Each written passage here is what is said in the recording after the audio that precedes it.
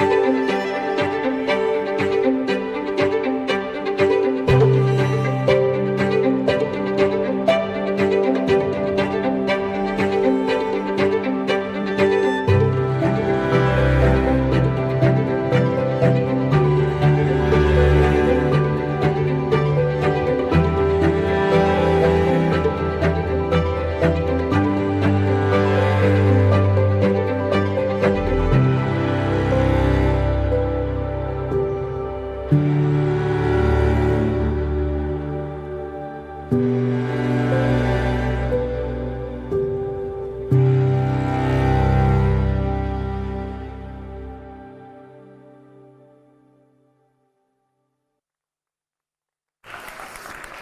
mi conciano sempre peggio.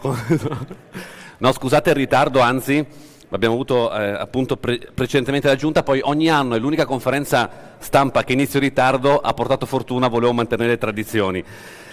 No, grazie mille di essere qua, ovviamente ringrazio tutta la stampa, ringrazio tutti i colleghi di Giunta e le direzioni, perché oggi cerco ovviamente in modo breve ad illustrare gli obiettivi raggiunti nel 2024 e quelli che ci siamo prefissati per il 2025, come facciamo regolarmente ogni anno, ma tutto questo è stato frutto merito di un lavoro collettivo, di una squadra regionale, di una giunta e di un'amministrazione che è riuscita devo dire, a dare una forte spinta di cambiamento e di innovazione a Regione Friuli Venezia Giulia. Infatti, come potete vedere, non so se vanno le slide qua, esatto, dallo schermo, partiamo da un dato molto importante. Le risorse a disposizione nelle leggi di bilancio, il paragone tra 2018, ovvero quella che abbiamo ereditato, e la legge di stabilità che abbiamo appena approvato in Consiglio regionale sul 2025, che vede un incremento molto consistente delle risorse a disposizione dei cittadini di questa regione. Passiamo da 4,1 miliardi a 6,2 miliardi in 6 anni. È un obiettivo che penso nessuno potesse mai pensare di raggiungere, frutto di diverse decisioni, sicuramente di una regione che è stata capace di reagire anche durante i periodi difficili, ma di crescere in modo esponenziale. Dopo ovviamente vi racconterò anche le scelte che abbiamo fatto e che hanno contribuito a raggiungere questo risultato, ma penso che sia un dato esplicito: queste sono risorse a disposizione dei cittadini del Friuli Venezia Giulia. Questo vuol dire esercitare l'autonomia del Friuli Venezia Giulia, perché senza risorse l'autonomia non si esercita. Più risorse sono a disposizione, maggiore è la forza delle competenze che possiamo mettere in campo per i cittadini di questa regione. Noi abbiamo organizzato questa conferenza stampa su tematiche relative alle deleghe che hanno i diversi assessori, per cercare ovviamente di essere più fluidi nel racconto, ma anche valorizzare il lavoro che le singole direzioni e i membri della Giunta hanno fatto in questi anni. Iniziamo quindi dal vicepresidente Anzil, che ha la delega appunto alla cultura e allo sport. Una delega che ha visto già nel 2000... Voglio fare una premessa che vale ovviamente per tutte le direzioni. Questa legge di stabilità noi abbiamo fatto una scelta per il 2025 molto chiara e ritengo anche forte di responsabilità. Questa la definirei la legge di stabilità del consolidamento delle scelte. Abbiamo introdotto qualche nuova misura, ma abbiamo voluto rafforzare, consolidare e ovviamente destinare maggiori risorse a linee strategiche introdotte lo scorso anno e negli anni pregressi. Perché abbiamo fatto questa scelta? L'abbiamo fatta perché intanto abbiamo la capacità di capire le linee contributive che abbiamo messo in campo e le scelte di investimento che abbiamo fatto, dove hanno funzionato meglio e dove c'è stata maggiore richiesta. In secondo luogo l'abbiamo fatto perché introdurre sempre troppe linee nuove rischia di non dare risposta invece alle richieste per le quali la Regione, dalle imprese ai cittadini, abbiamo avuto richiesta.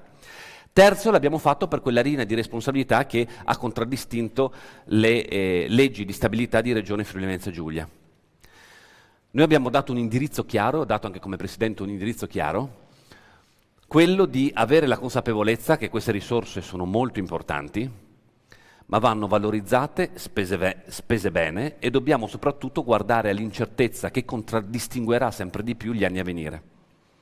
Le tensioni internazionali che stiamo vedendo, che condizionano anche la nostra economia, seppur le leve del comando di questi ovviamente non le abbiamo noi, però devono trovare capacità di spesa anche in caso di emergenza da parte di Regione Friuli Venezia Giulia, e per questo abbiamo fatto queste scelte ritengo, di responsabilità. Ma entriamo appunto nel vivo. Qui abbiamo la Direzione Cultura e Sport, guidata dal vicepresidente Anzil, che come vedete è riuscita sia nel 2024, ma dopo vi farò vedere anche nel 2025, a valorizzare tutte le linee specifiche di intervento, da quello degli spettacoli dal vivo al cinema alle esposizioni divulgative, con milioni di euro a disposizione, 21,5 per questo, adesso non vi faccio l'elenco didascalico come lo potete vedere nelle slide che sono qui presenti, agli gli spettacoli pubblici e privati, alle biblioteche, agli importantissimi interventi che abbiamo fatto a Gorizia per quanto riguarda la città europea della cultura, con fondi anche PNRR, pensiamo a Borgo Castello. Allo sport, dove abbiamo investito moltissime risorse. Se guardate la riqualificazione di impianti sportivi, 85 milioni, nuovi bandi sugli impianti 8 milioni, sostenuto l'ESD e eventi internazionali. La parte che ho voluto sottolineare, quella delle riqualificazioni dei nuovi impianti, la riteniamo particolarmente importanti perché noi siamo la regione più forte dal punto di vista dell'impiantistica a livello nazionale, riconosciuto dal Ministero dello Sport stesso. Oltretutto abbiamo una mappatura, l'unica una mappatura seria, e stiamo implementando anche in tal senso. Questo però ci permette di fare non soltanto un'opera sportiva, ma un'opera sociale di enorme valore. Nelle nostre comunità, dove i nostri ragazzi e le nostre ragazze vivono, avere la capacità di avere un'offerta impiantistica di alto livello e dove le SD possono sviluppare le loro attività è fondamentale, non soltanto per l'attività sportiva, come dicevo, ma proprio per le attività di comunità che sono fondamentali nei comuni del Friuli Venezia Giulia. Passiamo al 2025 dove, come vi dicevo, la legge di consolidamento, noi oggi vedete ovviamente delle cifre diverse ma che sono molto più alte del preventivo, cioè quindi quello che è uscito dalla legge di stabilità 2024. Quello che abbiamo messo ovviamente per quanto riguarda tutto il 2024 ricomprende anche gli assestamenti che abbiamo fatto durante l'anno. Quindi partono tutti da cifre molto più alte, che vogliono appunto andare a rifinanziare e a rafforzare le misure che abbiamo messo in piedi e che vogliono cercare di dare quelle linee di continuità e quella garanzia di continuità su cui su molti provvedimenti, penso fra tutti, ma dopo ci arrivo sul fotovoltaico per esempio, abbiamo voluto insistere. Questo perché altrimenti se facciamo misure spot abbiamo dei caratteri distorsivi enormi per accedere ai fondi e la rincorsa ai fondi e viene proprio un disastro amministrativo. Dall'altra, anche per dare garanzia a chi vuole e ha una progettualità di medio-lungo periodo di poter avere risposte dalla Regione con certezza e non aspettare, come avviene normalmente a livello nazionale, l'ultimo giorno della legge di bilancio per capire cosa potrà fare il prossimo anno e non sa se quello dopo lo potrà fare ancora. Noi abbiamo fatto una scelta completamente diversa, dettata da quella continuità e quel rafforzamento che voglio nuovamente sottolineare. Particolare ovviamente noi confermiamo la misura anche sullo sport bonus, che è un'altra misura che era stata introdotta che riteniamo molto importante. Andiamo alle infrastrutture. Anche qui nel 2024 abbiamo messo moltissime risorse, abbiamo portato degli esempi specifici concreti perché sono quelli più rilevanti anche dal punto di vista economico, ma anche dell'infrastruttura stessa, pensiamo alla Udine Cividale per esempio, ma il patrimonio scolastico, anche rispetto alle discussioni che ho visto negli ultimi giorni, questa amministrazione regionale ha aumentato in modo esponenziale le risorse per il patrimonio scolastico, non solo le ha aumentate, ma anche con la scelta di passare gli interventi agli EDR, siamo riusciti quegli interventi a farli. Perché ricordo che quando c'erano le UTI abbiamo trovato tutto fermo. Tutto fermo. Oggi noi abbiamo rafforzato anche l'EDR. Parliamo ovviamente delle infrastrutture e della scuola, quindi delega dell'assessore Mirante, ma c'è anche l'assessore Roberti che ovviamente si occupa direttamente della questione enti di decentramento regionale. Abbiamo garantito il personale necessario per fare gli interventi. Non sono solo risorse, ma sono azioni che abbiamo cercato di tradurre concretamente sul territorio. E abbiamo fatto anche la scelta con l'EDR del passaggio graduale delle competenze, perché le competenze devono andare insieme alle professionalità. Non come è avvenuto in passato, che le competenze passavano ai comuni, ma non c'erano i professionisti e il personale per seguirle con le UTI. Quindi dicevo 105 milioni di euro con 50 interventi sul patrimonio scolastico, così abbiamo fatto sull'edilizia residenziale pubblica con 27 interventi, 86 milioni per la riqualificazione, 97 milioni alle ATER per la transizione energetica. Questo ci tengo a dirlo perché è una misura simbolo, ma che come ho detto dal momento in cui è stata approvata dal Consiglio regionale, che ringrazio, vedo qua alcuni consiglieri regionali, non era una misura spot. E lo garantiamo anche quest'anno. Continuiamo, quindi non c'è la rincorsa, come è avvenuto su altre misure nazionali, penso frutto anche di scelte dove la Regione vuole andare ad incentivare questi investimenti. Pensiamo, per esempio, a un settore chiave, quello dell'attrattività di turismo di lusso o medio-alto, cosa che, dobbiamo avere la consapevolezza, in Regione è carente. È un turismo alto spendente, è un turismo che fa permettere di entrare le località, insediare in Friuli-Venezia Giulia, misura che, come vedrete fra poco, lo anticipo adesso, è rifinanziata sul 2025. Oltre ovviamente ai finanziamenti per unità abitative ad uso turistico e alla riqualificazione, noi continuiamo a dire una cosa: la parte di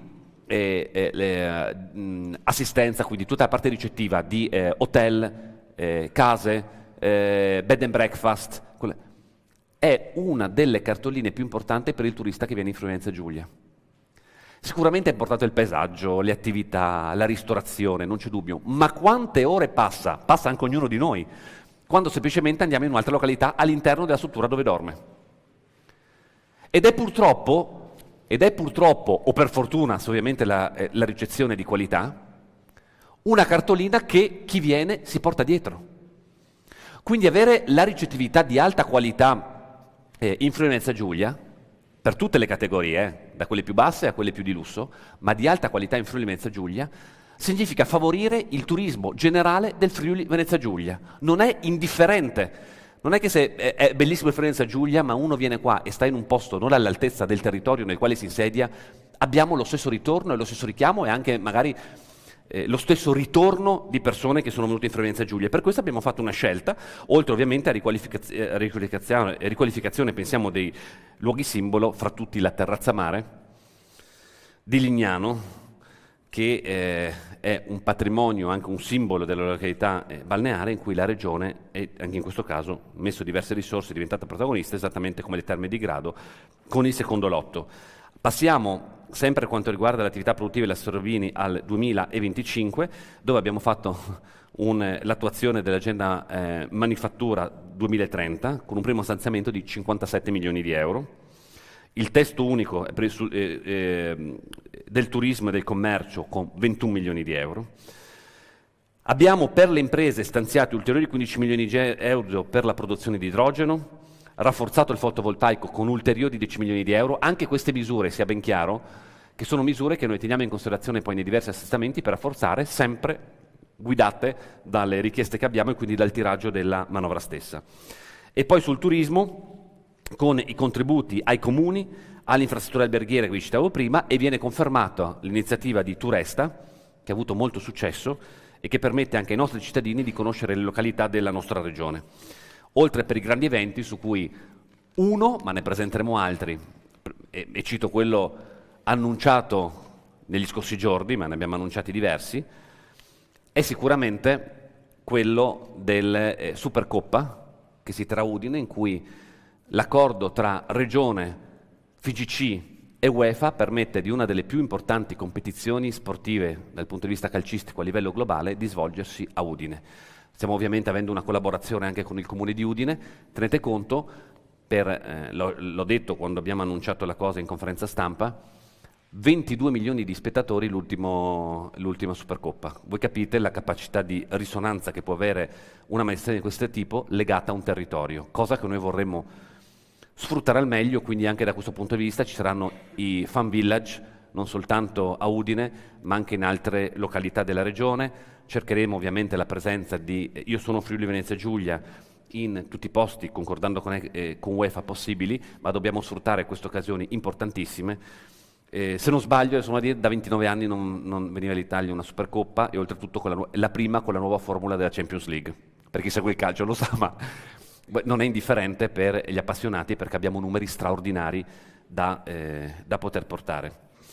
Passiamo, dopo ovviamente farò un focus, ma lo faccio alla fine perché coinvolge molto direzioni, sicuramente il turismo, ma pensiamo alla cultura ovviamente, ma anche alle infrastrutture, quindi con il vicepresidente e l'assessore Ammirante per quanto riguarda Go25, su quale poi ovviamente presenteremo i tour eventi, ma anche questo sarà uno delle grandi opportunità che il Friuli-Venezia Giulia avrà durante il prossimo anno, con investimenti importantissimi dal punto di vista infrastrutturale che abbiamo fatto, con eventi altrettanto importanti che stiamo mettendo in campo, alcuni dei quali abbiamo già presentato, altri si presenteranno.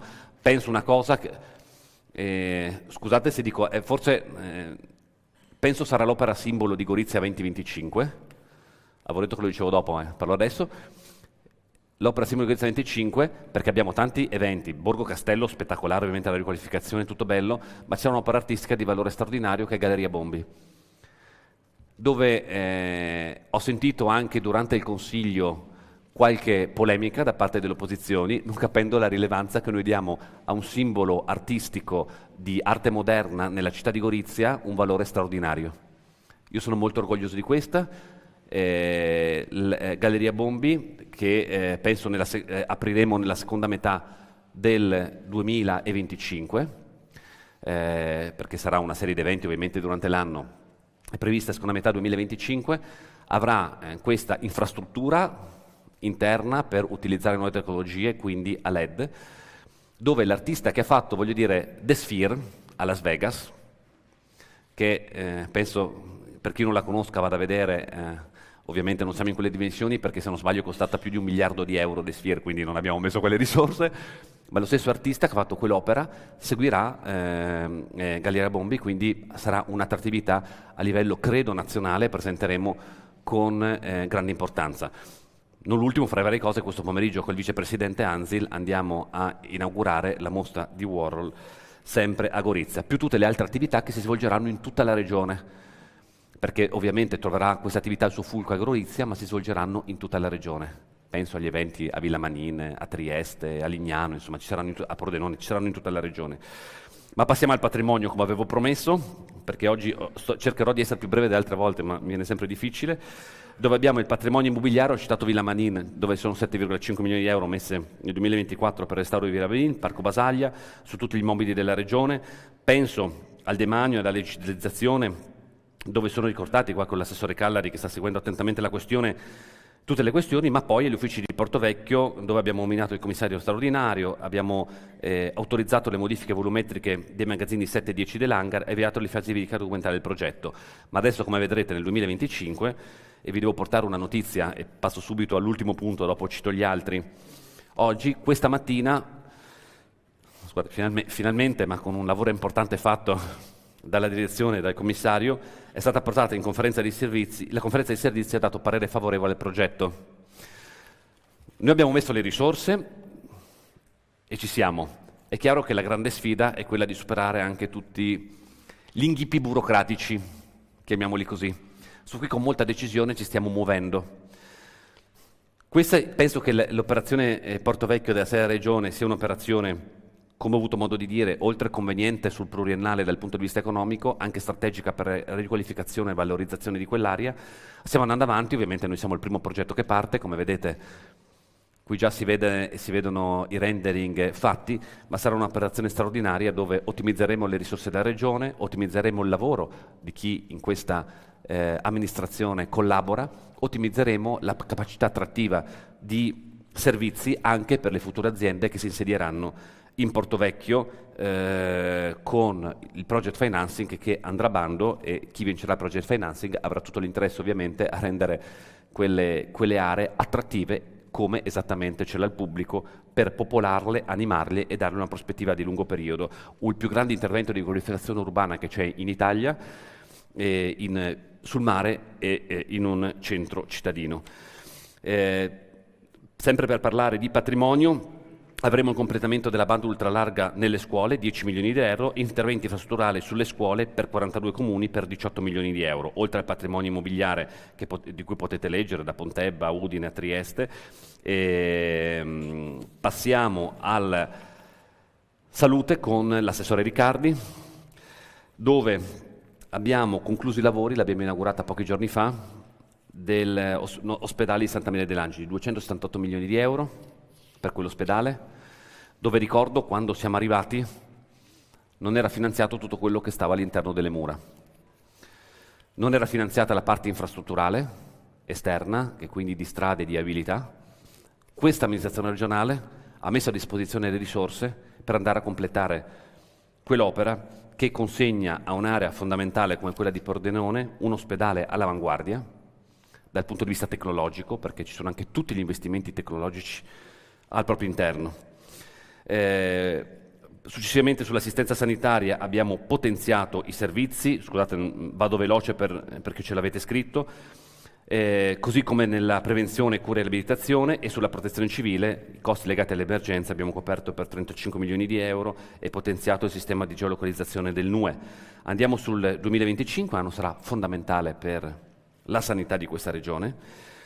Fondamentale, prima di tutto, l'abbiamo reso, penso, evidente dalle risorse che sono state messe a disposizione. Qui se vedete, notate che ho scritto, scusate, ovviamente ho toccato qualcosa che non dovevo toccare, come vedete qui c'è scritto, se riesco ad andare, più 185 milioni di euro sul 2024, in realtà è un dato falsato dagli assestamenti, perché è più 285 milioni sul consultivo 2024. Noi abbiamo messo più 370 milioni di euro rispetto alla legge di stabilità, come è uscita la legge di stabilità nel 2023 sul 2024, più 370 milioni di euro. Basta, lo dico a tutti, basta. Ma soprattutto lo dico ai cittadini, e ringrazio tanti giornalisti che sono qui oggi. Vi prego, comunicate questo, basta, perché non è un interesse di Federica. Se noi continuiamo a utilizzare per fare l'uscita sul giornale o in televisione gli interessi del cittadino contro gli interessi del cittadino, nascondendolo come qualcosa che deve difendere la presenza dell'ultimo punto che fa un'operazione all'anno, sotto casa però, vuol dire che facciamo male ai cittadini di questa regione. Quindi l'appello è basta. E ho detto, e lo dico qua con chiarezza, da Presidente di Conferenza delle Regioni, ai Presidenti di centrosinistra, della mia coalizione opposta, che se loro faranno scelte che vanno in questa direzione, nell'interesse collettivo, vado io, nella loro regione, a dire che fanno bene. Perché è troppo facile dirlo quando si è maggioranza, dico anche quando siamo all'opposizione, vado io a dire che fanno bene. Scusatemi la chiarezza, ma penso fosse fondamentale in momenti come questi. Sul PNRR abbiamo completato il completamento dell'assunzione delle grandi apparecchiature col PNRR e la digitalizzazione dei dipartimenti di emergenza. Avremo un'attivazione progressiva del numero unico 116-117 per le cure mediche non urgenti e l'apertura di 6 case di comunità e 3 ospedali di comunità. Oltre l'avvio della specializzazione della rete ospedaliera e della rete oncologica regionale, che rientrano nelle premesse che ho fatto. Protezione civile, abbiamo gli investimenti proprio sulla struttura della protezione civile per l'auditorium e l'ampliamento del campus stesso. Passiamo all'assessore Roberti con autonomie locali, dove abbiamo trasferimenti a comuni, a comunità di RR, abbiamo avuto nel 2024 per 550 milioni di euro, finanziate opere per quasi 50 milioni di euro, più altro punto importante che abbiamo fatto, per 66 milioni di euro per il partenariato pubblico-privato, che sono linee che incentiveremo sempre di più, questo ve lo dico. Perché lo dico, prima abbiamo parlato delle infrastrutture sportive con il vicepresidente Anzil ed altro.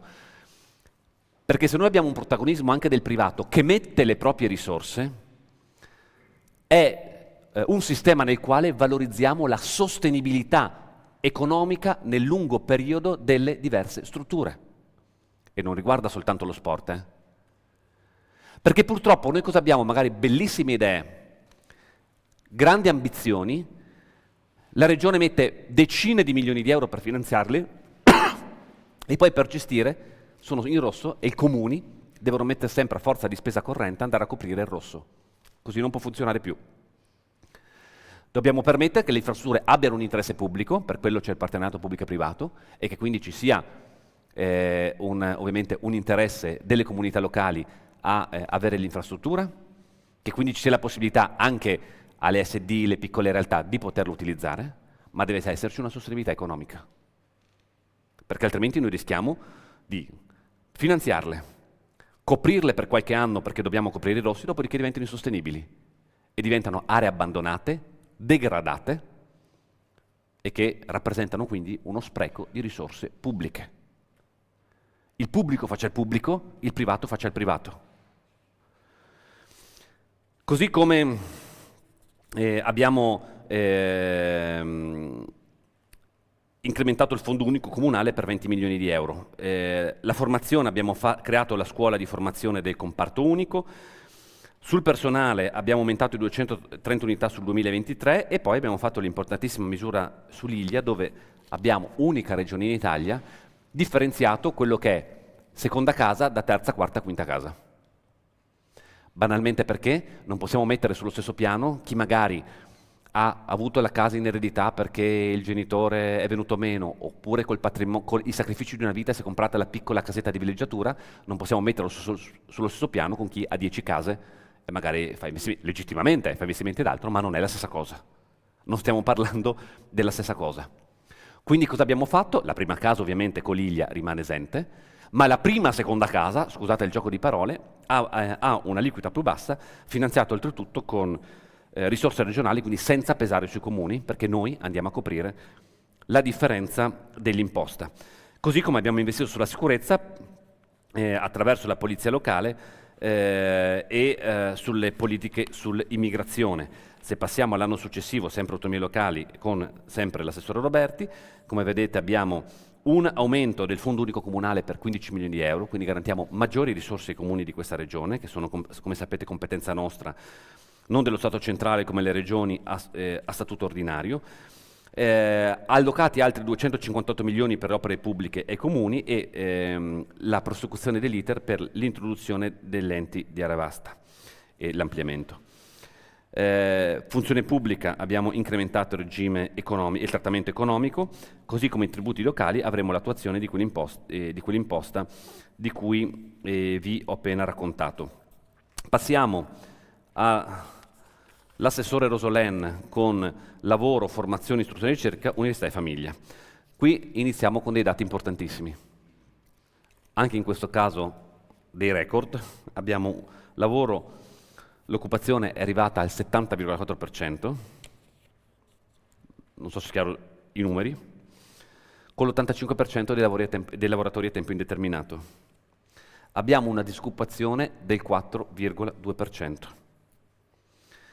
Un gender gap diminuito del 10%, oltre ai vari accordi ovviamente siglati. Questi sono numeri, e io ve lo dico sinceramente, quando sono diventato presidente di regione, la sfida era, e la paura era che la disoccupazione aumentasse troppo, e quindi sfidare ovviamente sull'opportunità di lavoro dei cittadini in questa regione. Oggi, lo devo dire con chiarezza, noi abbiamo un problema invece di reperibilità di professionisti, di lavoratori e lavoratrici in Friuli Venezia Giulia, l'esatto opposto. Abbiamo una disoccupazione estremamente bassa, fortunatamente, sia ben chiaro, però che ci mette nelle condizioni di dover fare politiche attrattive, insieme ovviamente al mondo produttivo, per non perdere opportunità di crescita che oggi si stanno presentando sempre più spesso. E penso, ovviamente me ne scuso, ma non posso ancora dire niente, che presto presenteremo anche nuovi investimenti internazionali nel Friuli Venezia Giulia. Come famiglia abbiamo interventi per oltre 90 milioni di euro. Penso che abbiamo quadruplicato, quintuplicato le risorse rispetto a quanto abbiamo trovato. No, Alessia? E qui si inseriscono, quintuplicato, 5 volte tanto, cioè abbiamo, non so se è chiaro, il 500% in più rispetto a quello che abbiamo trovato, perché poi anche, scusate, ma colgo il fine anno per anche sfogarmi, perché è anche simpatico dire, no? Sentirsi scrivere comunicati stampa da chi aveva un quinto delle nostre risorse che non facciamo abbastanza per la famiglia. È un po' particolare, però noi andiamo avanti, insomma, e penso i numeri lo testimoniano.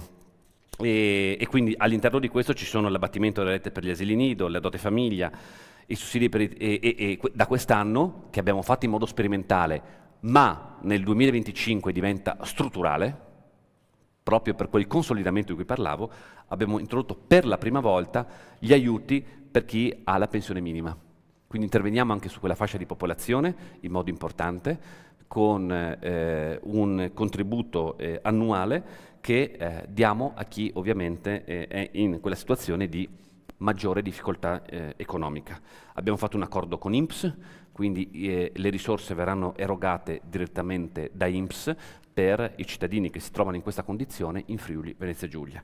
Per l'istruzione 66 milioni di euro, abbiamo aumentato per l'accesso e il diritto allo studio l'ISEE da 33 a 35 mila euro, finanziato tutte scuola, e per la ricerca 33 milioni di euro per la realizzazione di quell'importantissimo evento che è BSBF. Andiamo sempre su formazione e ricerca con i 249 milioni di euro messi a disposizione quest'anno.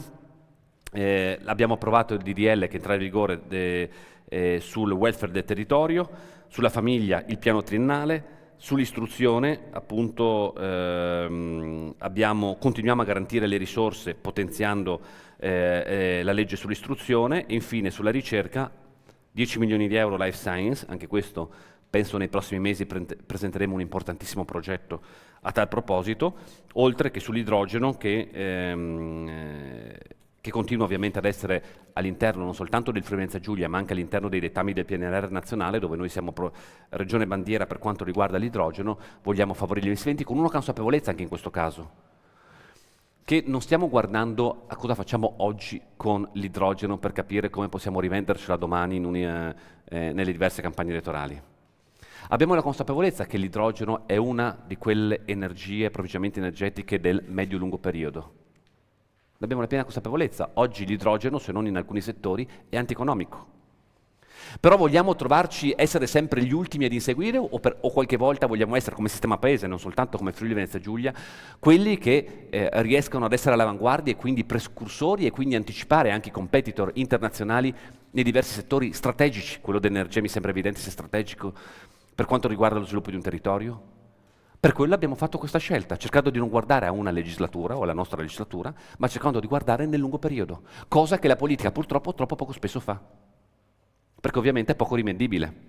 Io domani non è che mi rivenderò, guarda che bravi siamo stati, abbiamo tutte le auto che vanno in giro ad idrogeno e non inquiniamo più e la gente spende di meno. Ho la consapevolezza. Però o ragioniamo guardando in prospettive, facendo dei piani pluriennali e decennali, oppure semplicemente ci troveremo sempre a ragionare d'emergenza e mai su una programmazione seria, cosa che richiede la pubblica amministrazione e i cittadini di questo Paese.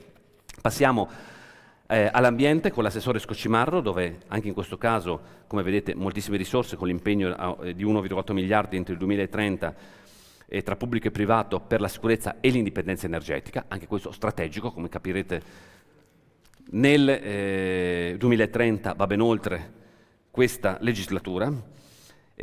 Abbiamo poi sempre, proprio per quella tutela che guardiamo il medio-lungo periodo, investito moltissime risorse per quanto riguarda la tutela del territorio. Come vedete, adesso vi faccio elenco, ma mitigazione di rischio idrogeologico 40 milioni di euro, 110 milioni di euro investimenti di aree fluviali, così 8,1 milioni di euro per i comuni e Grado Lignano, cosa che confermiamo, come potete vedere, anche l'anno successivo,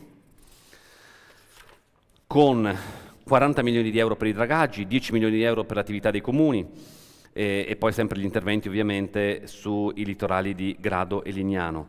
Come riusciamo a garantire 55 milioni di euro per quanto riguarda l'abbattimento del costo del carburante, che come abbiamo avuto modo di dire più volte vuol dire una salvaguardia economica del nostro territorio.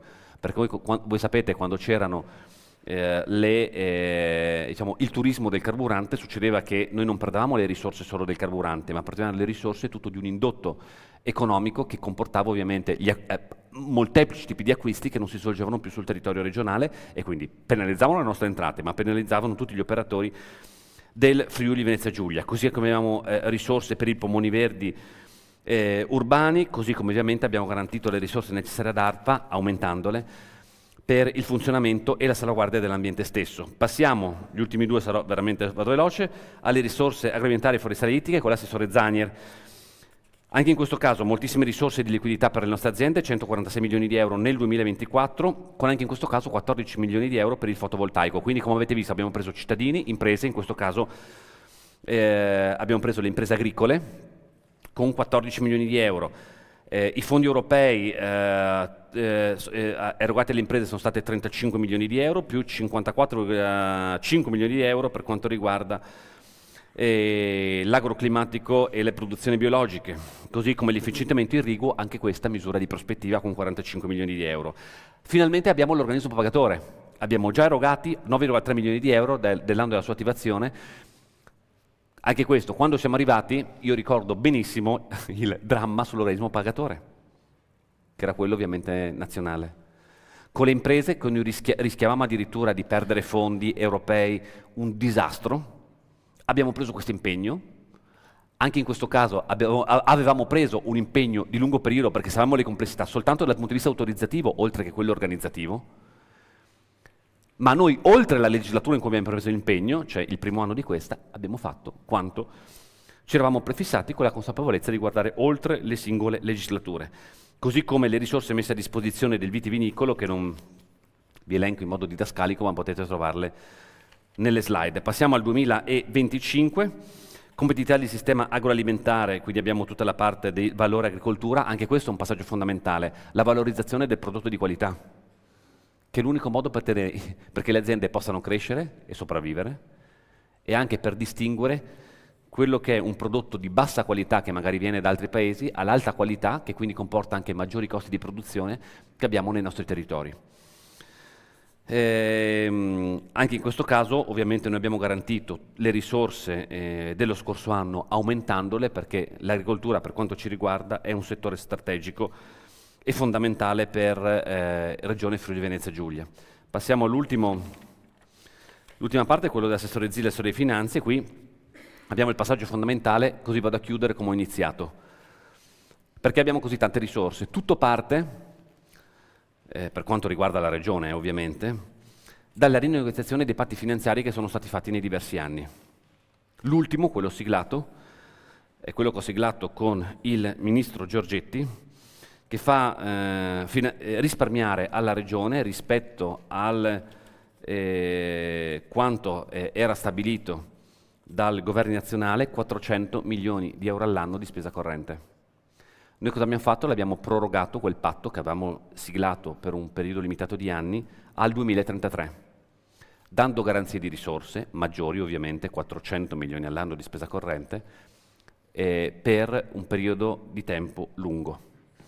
Questo ci permette di avere stabilità finanziaria e non rischiare, come avveniva in passato, di trovarci da una legge di stabilità all'altra centinaia di milioni di euro in meno perché lo decideva unilateralmente il governo di turno. Ci permette di fare gli investimenti sul nostro territorio, quello che abbiamo fatto in questo periodo. Queste maggiori risorse sono diventate una leva poderosa per aumentare la capacità di crescita del Friuli Venezia Giulia e arrivare ai numeri con cui ho iniziato, che se non ve lo ricordate, dopo torno ovviamente all'assessore Zilli, sono questi. Anzi, mi scuso, l'assessore Zilli è l'unica che non c'è, ma per problemi di salute, una banale influenza, però non è potuto essere presente, ci ha permesso di arrivare a questi numeri. Adesso ovviamente sapevo che la combinavo prima della fine, ecco.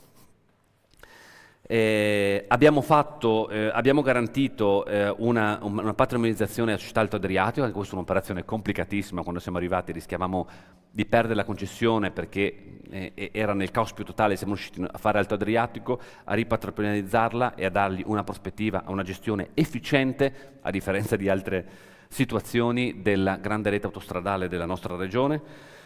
Così come ci sono i fondi per lo sviluppo e la coesione. Qua vado via veloce, ma come vedete sono numeri importantissimi, 190 milioni, 80 milioni, l'Interreg Italia-Slovena e il PNRR, dove sono investimenti per quasi 3 miliardi, di cui 628 gestiti da Regione Friuli Venezia Giulia. Sul 2025, e vado a chiudere, la manovra finanziaria appunto 6,241 milioni di euro, no, scusate, 6.241 milioni di euro, 6,241 miliardi, con un incremento, questo secondo me è importante sottolinearlo, sul 2020 di 517 milioni di euro sul 2024 e di 1.159 milioni di euro sul 2023. Fondi europei regionali 269 milioni di euro e Interreg abbiamo ovviamente l'evento annuale di pianificazione post-2027 nell'ambito di Gorizia 20 e 25.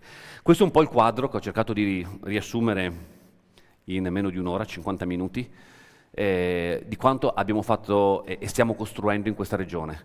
È una sfida importante, non c'è dubbio, però una sfida che oggi sta portando risultati a Friuli Venezia Giulia, dai numeri sulla disoccupazione che citavo, ma penso ai numeri sulla crescita, ai numeri sul PIL. Tutto questo però si inserisce in un contesto, lo dicevo prima, internazionale estremamente fragile. Pensate soltanto il problema tedesco. La crisi tedesca condiziona la nostra economia, banalmente automotive, ma tutti gli altri rapporti importanti che abbiamo.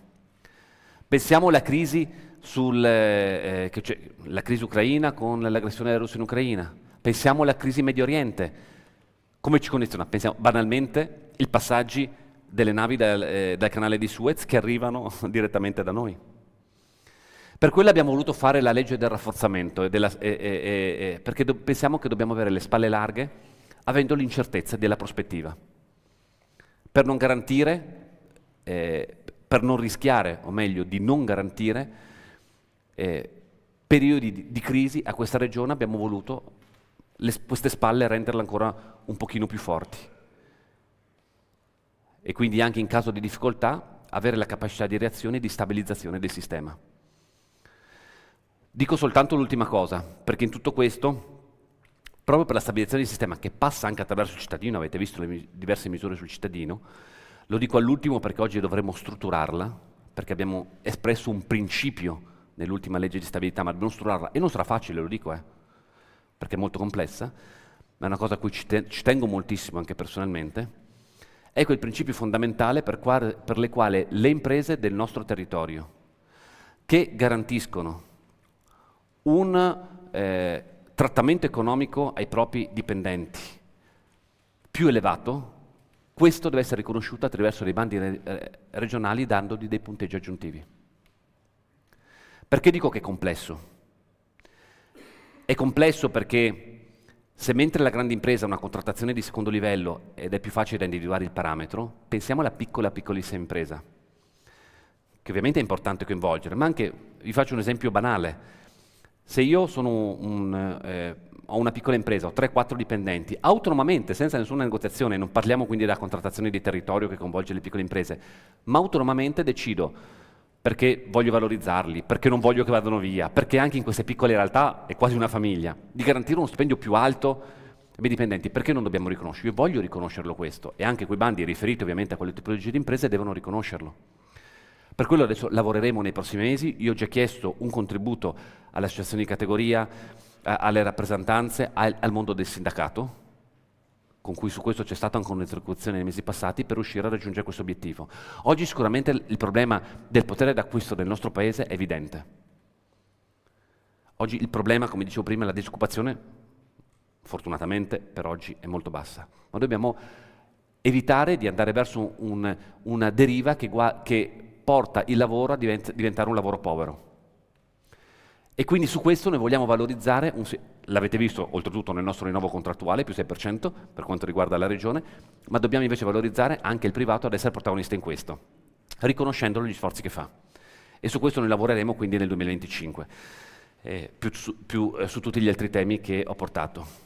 Normalmente io concludo ringraziandovi, e ovviamente lo faccio, e facendo gli auguri di buon Natale a voi e alle vostre famiglie, però devo fare quest'anno un'altra cosa, perché un collaboratore importante della nostra regione per quanto riguarda la presidenza da impressione, e tutto anche questo, tutti gli eventi ed altro sono stati possibili grazie alla sua presenza, che è Claudio Sardo, che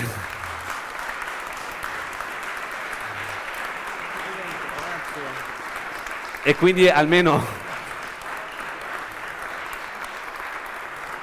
grazie. Grazie a lei, Presidente.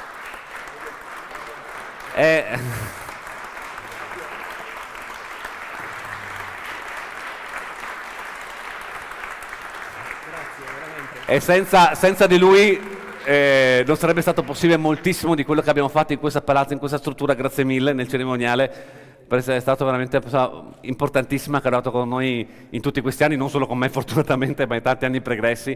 Grazie di cuore, ma io spero che continuerà ad esserci vicino, ed è un messaggio subliminale, Claudio, ad esserci vicino anche in prospettiva. Grazie mille, ringrazio tutti voi, e ovviamente adesso se ci sono delle domande abbiamo dei punti istanza specifici, e ringrazio le direzioni, i direttori centrali e tutti gli assessori di questa giunta con cui stiamo facendo un lavoro importante che oggi, penso abbiamo testimoniato, sta portando dei risultati per la nostra comunità. Grazie mille e tanti auguri a tutti.